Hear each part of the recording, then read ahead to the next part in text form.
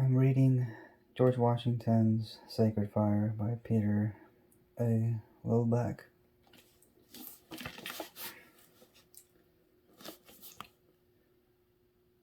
Before General Washington dispatched Benedict Arnold for this invasion, he wrote a letter to Arnold before his treachery, essentially saying that while the Canadians may be in error theologically, it is not the Army's place to disparage or belittle in any way their Roman Catholic beliefs. That was both wrong and counterproductive, saying, quote, as the contempt of the religion of a country by ridiculing any of its ceremonies or affronting its ministers or votaries has ever been deeply resented, you are to be particularly careful to restrain every officer and soldier from such imprudence and folly, and to punish every instance of it.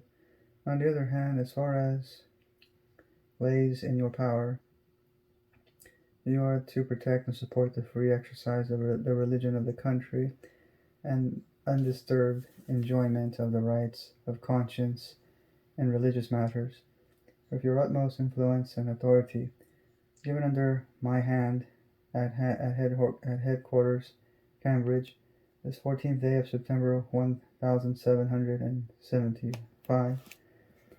I also give it in charge to you to avoid all disrespect to or contempt of the religion of the country and its ceremonies. Prudence, policy, and a true Christian spirit will lead us to look with compassion upon their errors, without insulting them. While we are contending for our own liberty, we should be very cautious of violating the rights of conscience in others, ever considering that God alone is the judge of the hearts of men, and to him only in this case they are answerable.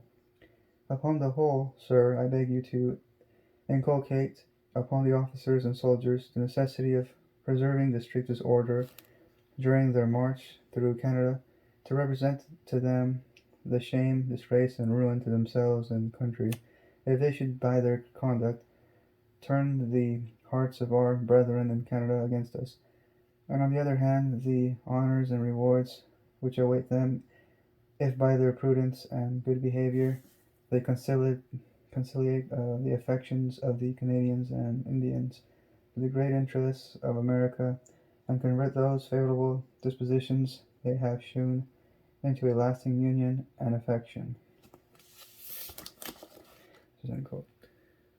General Washington understood the importance of religious liberty and religious toleration for the success of his army. Mutual respect in the midst of religious diversity was evident in his general orders from headquarters in Cambridge on November the 5th, 1775. Freedom for Catholics reiterated by President George Washington. As President George Washington affirmed religious freedom for all in America, including Catholics. Just keep in mind that America was largely a Protestant country, 98.4% Protestant country, Christian, and 1.4 Catholic at the beginning of the war. It was on March 15, 1790, according to the Maryland Journal and Baltimore Advertiser, a committee of Roman Catholics waited upon the president with a congratulatory address, to which the president replied, Washington said in part, saying, I feel that my conduct in war and in peace has met with more general approbation than could reasonably have been expected, and I find myself disposed to consider that fortunate circumstance in a great degree, resulting from the able support and extraordinary candor of my fellow citizens of all denominations.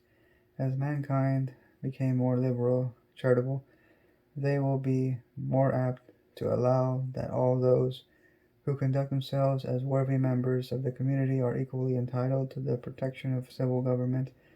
I ever long to see America among the foremost nations and examples of justice and liberality, and I presume that your fellow citizens will not forget the patriotic part which you took in the accomplishment of their revolution and their establishment of their government, for the important assistance which they receive from a nation in which the Roman Catholic religion is professed.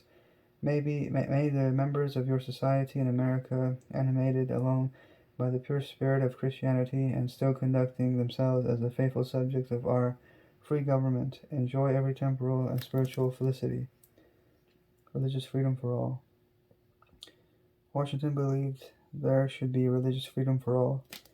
This was a point he especially emphasized in his letter to the Hebrew congregation in America. He wrote to the Hebrew congregation in Newport, Rhode Island, a now famous letter dated August 17, 1790, declaring, it says, "It is now no more that toleration is spoken of as if it were the indulgence of one class of people that another enjoy the exercise of their inherent natural rights, for happily the government of the United States, which gives to bigotry no sanction, to persuasion no assistance, requires only that they who are it says persecution no assistance, requires only that they who live under its protection should demean themselves as good citizens in giving it on all occasions their effectual support." Washington's respect for religious liberty and freedom of conscience comes into focus in a letter that he wrote to his surrogate son, Marquis de Lafayette, from Philadelphia on August 15, 1787, while the Constitutional Convention was in session. It says, "I am not less ardent in my wish that you may succeed in your plan of toleration in religious matters. Being no bigot myself to any mode of worship, I am disposed to indulge the professors of Christianity in the Church that road to heaven, which to them shall seem the most direct, plainest, easiest, and least liable to exception. We have abundant reason to rejoice that in this land the light of truth and reason has triumphed over the power of bigotry and superstition, that every person may here worship God according to the dictates of his own heart. In this enlightened age and in the land of equal liberty, it is our boast that a man's religious tenets will not forfeit the protection of the laws, nor deprive him of the right of attaining and holding the highest offices that are known in the United States." After centuries of persecution within Christendom against dissenting Christians of other denominations, the United States, under the leadership of George Washington, chose a path of liberty of conscience for dissident believers. Religious freedom did not grow out of secularism. It grew out of the unique experience of America, where a nation was settled by Christians seeking to worship Christ in the purity of the gospel according to their consciousness, but in different ways than the state churches they left behind, and in different ways from each other. George Washington respected these differences and charted a path of Christian forbearing for religious disagreements. This can be seen in his letters to Quakers and the Baptists, both of which had experienced significant religious persecution in England and in the American colonies. It's in March 1790. The Society of Free Quakers, meeting in Philadelphia, delivered a complimentary address to Washington, and Washington responded, saying, "Having always considered the conscientious scruples of religious belief as resting entirely with the sects that profess, or the individuals who entertain them, I cannot, consistent with this uniform sentiment, otherwise notice the circumstances referred to in your address than by adding the tribute of my acknowledgment to that of our country for those services which the members of your particular community rendered to the common cause in the course of our revolution, and by assuring you that, as our present government was instituted with an express view to general happiness, it will be my earnest endeavor in discharging the duties confided to me with faithful impartiality to raise the hope of common protection which you expect from the measures of that government." End quote.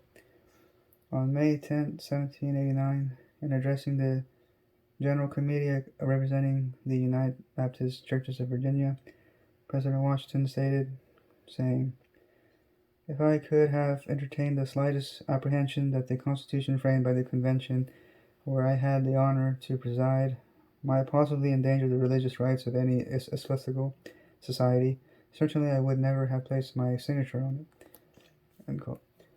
Thus, Washington is on record in opposition to all religious persecution, whether it comes from religious sources or secular sources. In his farewell address, he declared that religion and morality are indispensable to our political prosperity. A sacred fire creates asylum for the oppressed of all religions.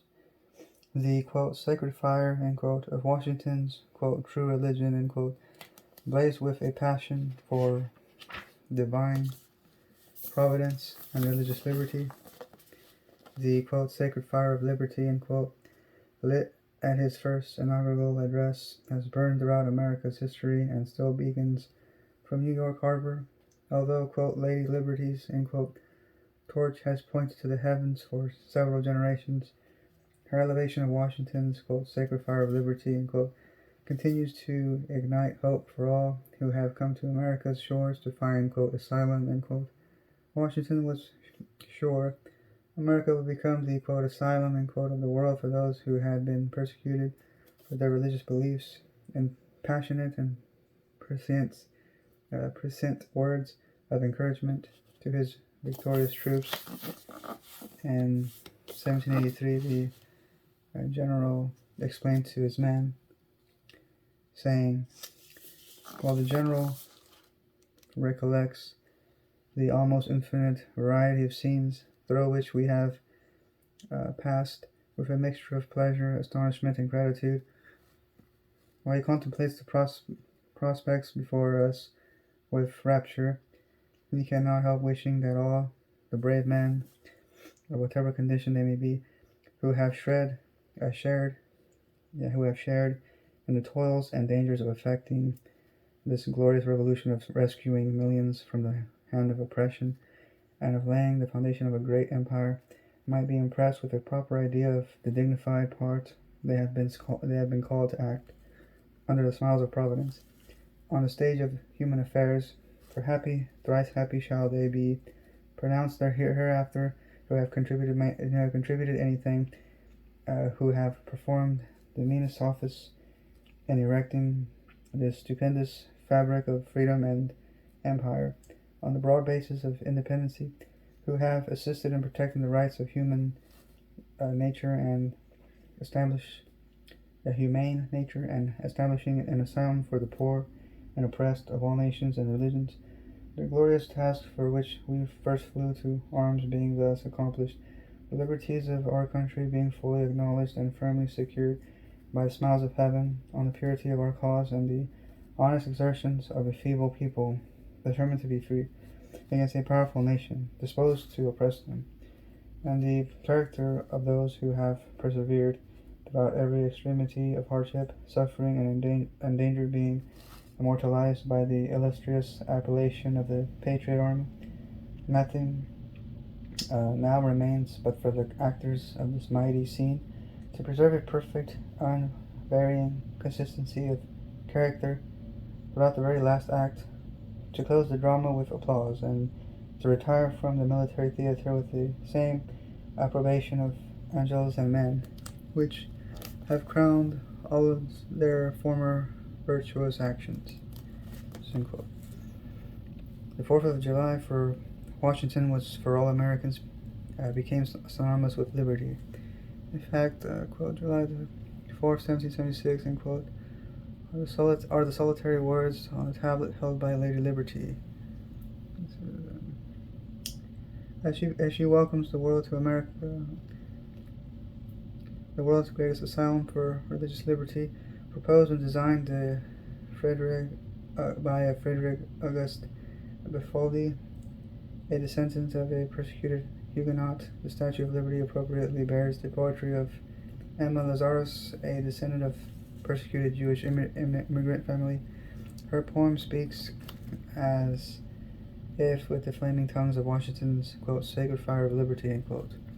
This is, quote, keep ancient lands yours, storied pomp, end quote, cries she, with silent lips, quote, give me your tired and your poor, your huddled masses yearning to breathe free. The wretched refuse of your teeming shore, send these, the homeless tempest tossed to me. I lift my lamp beside the golden door, end quote. Set afire by Washington's character, quote, liberty, end quote, holds her lamp aloft to shine the eternal flame of America's sacred fire into the night of the world's despair. Having received the, quote, approbation of angels and men, end quote. Washington's Constitution with its Bill of Rights keep the lamp ablaze as she awaits the midnight cry. Thankfully, Washington, quote, warmed by religious sacred genuine ray, end quote, has bequeathed his, quote, sacred fire, end quote, to the world. Conclusion. Secularists claim that it was secularism, of which deism was a nascent 18th century form, that gave us religious freedom, but this is not so. It was what Washington called, quote, the pure spirit of Christianity, end quote. Author Bill Federer, compiler of America's God and Country, spoke of Christianity and religious liberty and the American experience, of which Washington was the father. It says, quote, tolerance was an American Christian contribution to the world. Just as you drop a pebble in the pond, the ripples go out. There was tolerance first for Puritans, and then Protestants, and then Catholics, then liberal Christians, and then it went out completely to Jews, and then in the early 1900s, tolerance went out to everyone of any faith, monotheist or polytheist. Finally, within the last generation, tolerance went out to the atheists, the secular humanists, and to the anti-religious, and the last ones in the boat decided it was too crowded and decided to push the first ones out. So now we have a unique situation in America where everybody's tolerated except the ones that came up with the idea, end quote. George Washington, the champion of religious freedom, insisted that his, quote, asylum for mankind, end quote, is a, quote, capacious asylum, end quote, that it is an asylum large enough for all of us to be warmed under the, quote, sacred fire of liberty, end quote.